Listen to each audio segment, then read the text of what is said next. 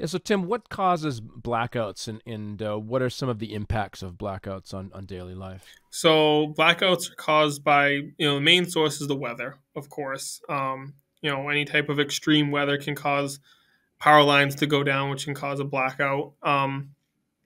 Also, it doesn't really happen a lot here, but there's rolling blackouts in the summer. Mainly, basically, that can happen by a too much power being used by a city or town that the power plant can't keep up with it. Um, so you tend to have rolling blackouts, basically that shut down for a period of time, could be a couple hours, and then turn back on. Um, Primarily, or and then sometimes you have those accidents that happen. Um, you know, Someone cuts the wrong wire or hits it, or knocks over a telephone pole. Can knock out power to your home. And so, how is backup power generation a good solution for those incidents? We've actually been getting a lot of calls recently because over here in Massachusetts, we've had quite a few windstorms and snowstorms that have knocked out power to a lot of people. Um, Basically, a lot of them are, either home all day because they work from home, they need the power, they have kids. It's very cold outside, so they don't like losing the heat either. And then also, you have maybe people who are elderly or older that again need the heat and not food to not spoil. So a lot of the solutions that have been done, basically to for generators, is basically to get them installed, and a good they have a good power source, backup power source, emergency power source, in case power goes down. People lose power kind of, some people can lose it for a couple minutes, an hour or so. Some people lose it for days. It's definitely good for the people who lose it for days. If you're in a place that, doesn't really lose power a lot, then you're kind of like, well, what does it matter? It's not really a good investment for me. But those people who lose power constantly, multiple times, every time the wind blows a little bit, there goes power for 2 days. Um, and depending on the severity of the storm or what happened, your food can go bad. You can't go to work. It costs you a lot of money. So having a backup solution that's able to give you power and allow you to continue to live your life and do the things that you need to do, and without having that worry of, am I going to have heat tonight? What am I going to do with all this food that just spoiled? Um, it's a great, peace of mind tool as well. Are there different types of generators that are available? What are some of the pros and cons of them? Are there different sizes? Yeah, so there's not really, for residential, there's really only two types. You have the whole home standby generator, and then you have the portable generators. We're kind of talking about the whole home. So the whole home basically is kind of what it sounds like. It will basically power your entire home. It's designed to come on and sense by itself when power goes out, and kind of sense, okay, I need to turn on. Usually they turn on in about, believe it or not, about 10 to about 20 seconds. They'll be activated and turn on power, give or take. So it's a really quick, really short, time period where you don't have power.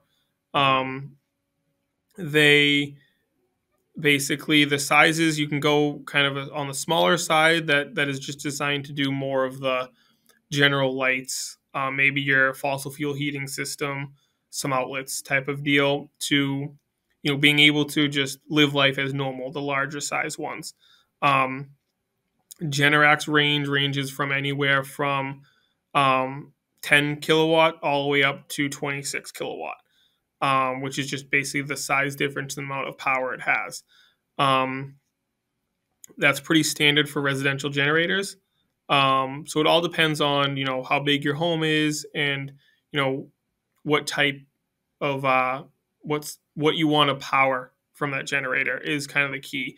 Do I wanted only just enough power to keep my refrigerator, on, or maybe my stove so that I can do some cooking, but I don't really care whether my lights are on, or my TV. I can live without that for a couple of days, or do I just want my life to go on exactly the way that it was, and I want to be able to watch TV and use the internet? Exactly. Yeah, it's definitely, the sizes are based on kind of what the customer would like, to how they want to live their life during power outage, right?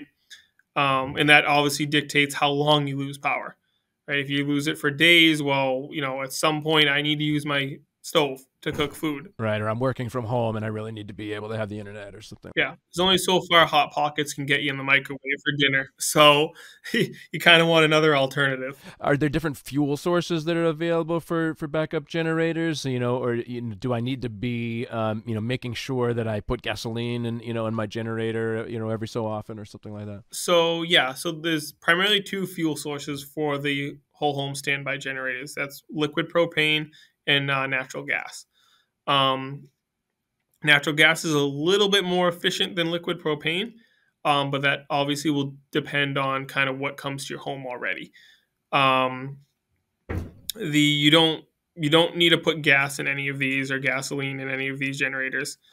It's kind of I they run off of the, like I said, the liquid propane or natural gas. The only gasoline generators would be the portable generators that you would get.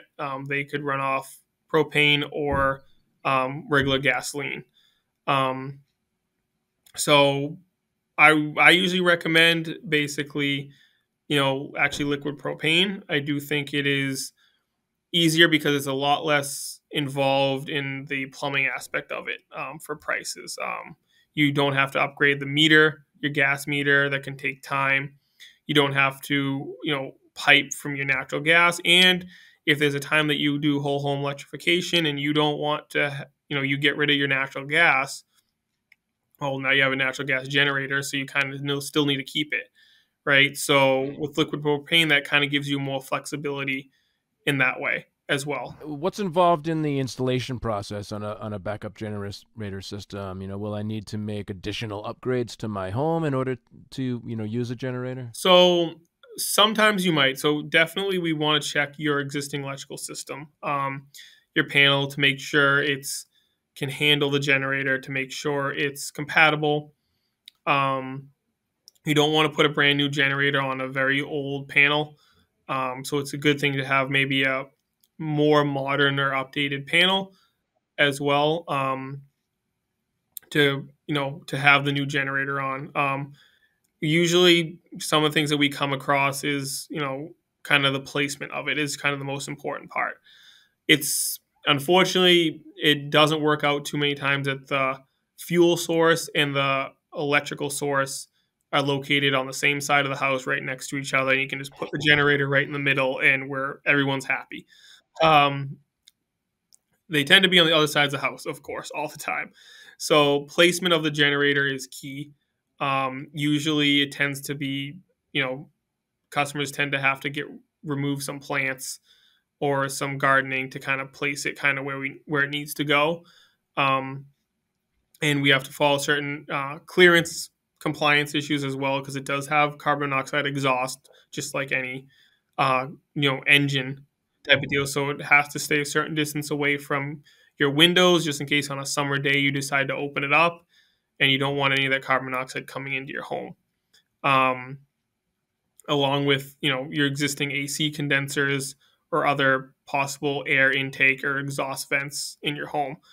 That's usually the hardest part, to try to figure out kind of what works for the plumbers, what works for the electricians, and what is code compliant, and what the customer, it is a big unit. Sometimes they don't like the aesthetics of having a massive generator in the front lawn. So kind of trying to figure out what works for everyone